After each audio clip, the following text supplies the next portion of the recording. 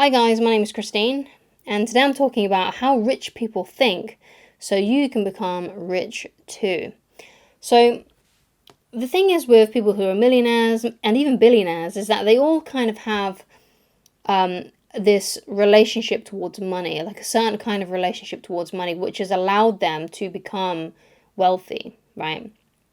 So one of these ones is, and this is a really interesting one, is that they know their number, right? And basically what the number is they figure out basically, okay, how much do I need to retire? How much do I need to live comfortably, right? So obviously if you're young, that number is going to be a lot bigger because you've got more life left, right? If you're older, right, let's say maybe you're in your 50s, then you're only going to need maybe 30 years of income to know basically the number, basically what you need to live off, right, comfortably, right? And obviously you want to have like an abundance of that, whatever that number is. You don't want to be living frugally. You don't want it to be exactly the right number. You want it to be a little bit more than that, just so you're comfortable, right? So people who are wealthy know their number. So for example, right, if someone wants to be like, okay, yeah, I really want to be a millionaire. I want to have lots of money. And one of the things that I want is I want to have a yacht, and I want to have a 7-bedroom mansion and things like that. And I want to have a Bugatti or whatever.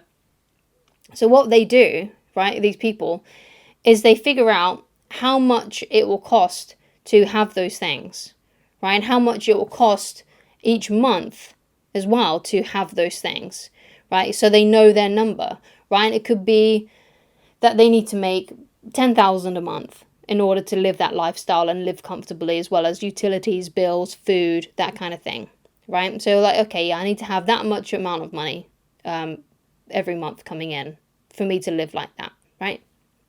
Now, for some people, it may be a lot less than that, because maybe you don't want a 7-bedroom mansion, maybe you don't want a Bugatti, maybe you don't want a yacht. So perhaps you just want to have like a 5-bedroom house or something like that.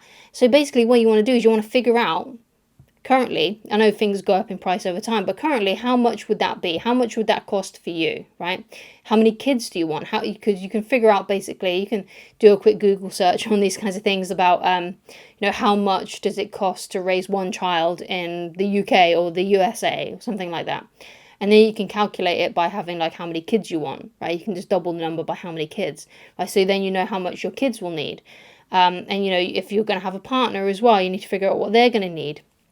And how much so basically rich people know their number. They know how much they will need to have be coming in each month in order for them to live comfortably, so they don't have to work, or perhaps they do continue to work, but they're living now abundantly, so they don't feel as pressured by money and things like that. So that's one of the things that millionaires and billionaires do. They know their number, they know their expenses, they know the things that they want, and basically how much money they need in order to get those things, or in order to lease those things, okay? So they know that kind of stuff. Obviously, things that can help with that is learning about investing and things like that. I'm not an expert on investing, but there are plenty of people who are, that you can get books on, and research and purposes, even a few YouTube videos on that kind of thing. So you can learn more about that, because obviously there's help, right, to have money working for you through investments, right? Because sometimes you can only get so much from your income. So it's a good idea to invest money so you can get those returns, and that can help as well. Okay, so another thing that, rich people, how they think, and, so you can become rich too, is they know that success leaves a trail, right? So once they know their number, once they know how much they need in order to live, or how much they're going to need in order to retire, right? They realize that success leaves a trail, right? Success leaves a trail. So what they do is, essentially, they find people who have achieved the things that they've achieved, and then they ask them questions, or they read their books, or they follow their podcasts and stuff like that, so they can learn more about them, right? And some people even reach out to those people and take them out for lunch so they can talk to them face to face.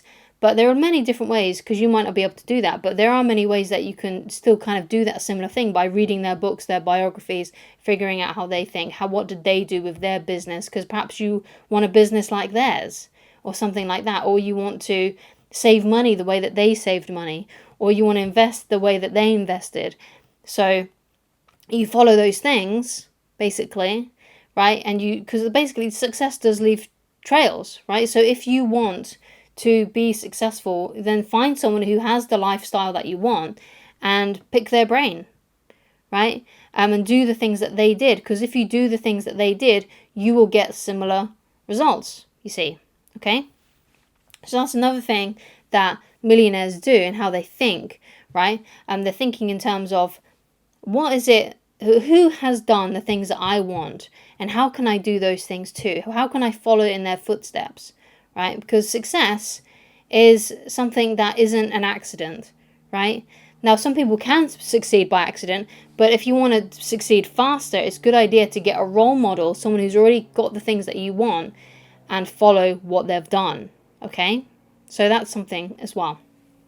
So another thing that rich people think, right, and how they process money and things like that. So sometimes at the beginning of their careers, before they become millionaires and things like that, they are actually very frugal, and they're very picky with how they spend money, right? And there's a misconception, especially in like the law of attraction, is, oh, you've got to, in order to attract money, you need to spend money. If you want to become a millionaire, then you need to spend like a millionaire. But all that's going to do is put you in debt, right? So actually, millionaires to begin with actually live a very frugal life. And you can kind of see this, right, with like people like Steve Jobs, Jeff Bezos, things like that. People like that who were like living on their parents' couch or using their parents' garage, and they lived very frugally before they succeeded, right? And it's almost like they did all the hard work to begin with, and then it benefited over the long run, over a long time. So, rich people who are rich now, were actually at a point where once they were very, very frugal. And I think what you'll find now with a lot of rich people is that they are still very frugal about what they spend money on how they invest. They're not just spending, because that's how they stay rich, right? Because, you hear a lot about people who win the lottery and they win like tens of millions of pounds or dollars or whatever, and they lose it all. Right, it's because they weren't frugal, right? But the way that millionaires stay millionaires, right, is they spend their money in a very sensible way. Yes, they do have splashes, but they have a specific pot to have those expensive splashes, right? So it's all very, very interesting. But that's one of the things that they do. That even though they were extremely frugal in their younger years, when they were just starting out their businesses and whatnot and their plan, they're still frugal now, but it's just in a kind of a different sense. They've got bigger toys to play with, but they're still frugal in that kind of way. Okay, so that's my advice on that and how I believe rich people think. Obviously, this was not a financial advice video. I'm not a financial advisor, so that's just a disclaimer. I'm just creating content and creating YouTube videos for entertainment purposes. But if you did find these tips helpful, then please leave a like on this video and please do subscribe. And if you'd like to get in touch with me personally and you'd like coaching with me, then please go to www.christineloveridge.com, and I shall talk to you again very soon. Goodbye.